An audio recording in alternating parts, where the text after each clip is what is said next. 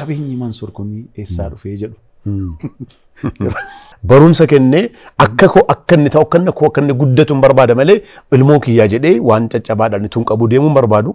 Promooshinii waan nu kenninuuf sana poost godhee laayikii ji'aan 5,000 3,000 2,000 argatee jedhe kiraa manaa isaatiin shaffanachuu danda'a.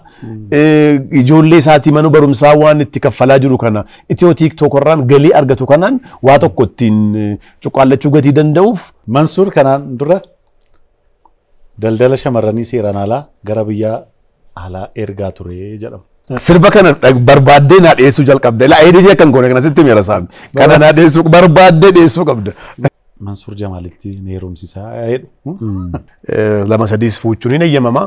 Yoo rabbi sammuu humna keenyaatiin egaa inuma godhannaa. Tuma nama akkasii taatee natti tolti kan jettu. Nyaata gaafasii hojjettu booddeedhaan waan agartu wayii saabi maaliif waan hin taane haasofsiista marabbii jedheeti. Waan akkanaa ituu jiraate baay'ee.